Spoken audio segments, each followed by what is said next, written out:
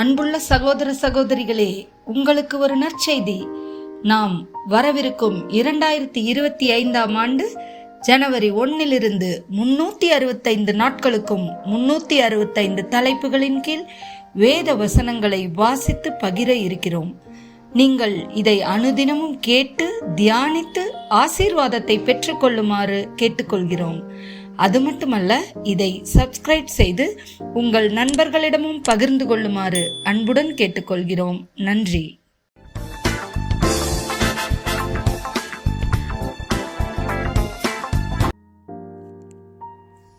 இன்று நாள் 94.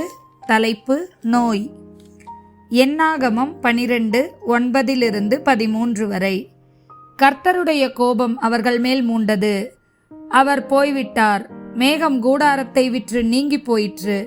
மிரியம் உறைந்த மழையின் வெண்மை போன்ற குஷ்டரோகியானாள். ஆரோன் மிரியமை பார்த்தபோது அவள் குஷ்டரோகியாய் இருக்க கண்டான்.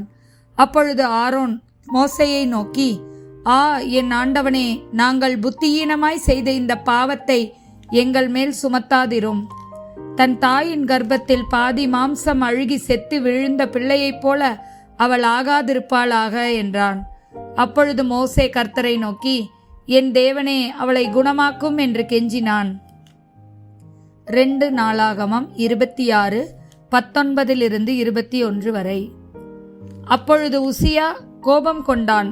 அவன் தூப கலசத்தை தன் கையிலே பிடித்து ஆசாரியரோடே கோபமாய் பேசுகிறபோது ஆசாரியருக்கு முன்பாக கர்த்தருடைய ஆலயத்திலே தூப பீடத்தின் முன் நிற்கிற அவனுடைய நெற்றியிலே குஷ்டரோகம் தோன்றிற்று.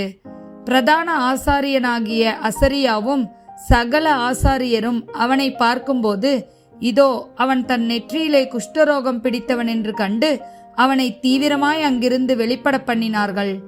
கர்த்தர் தன்னை அடித்ததினால் அவன் தானும் வெளியே போக தீவிரப்பட்டான். ராஜாவாகிய உசியா தன் மரண நாள் மட்டும் குஷ்டரோகியாய் இருந்து கர்த்தருடைய ஆலயத்துக்கு புறம்பாக்கப்பட்டபடியினால் ஒரு தனித்த வீட்டிலே குஷ்டரோகியாய் வாசம் பண்ணினான். அவன் குமாரனாகிய யோதாம் ராஜாவின் அரண்மனை விசாரிப்புக்காரனாய் இருந்து தேசத்தின் ஜனங்களை நியாயம் விசாரித்தான். சங்கீதம் 103:2-3.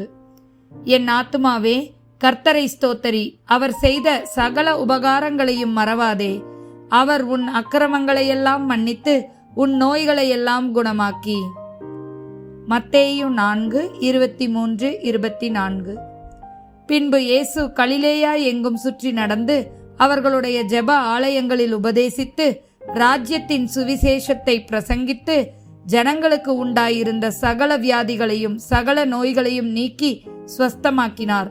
அவருடைய கீர்த்தி சிரியா எங்கும் பிரசித்தமாயிற்று. அப்பொழுது பலவித வியாதிகளையும் வேதனைகளையும் அடைந்திருந்த சகல பிணியாளிகளையும் பிசாசு பிடித்தவர்களையும் சந்திரரோகிகளையும் திமிர்வாதக்காரரையும் அவரிடத்தில் கொண்டு வந்தார்கள். அவர்களை ஸ்வஸ்தமாக்கினார். மத்தேயு 8:2-3.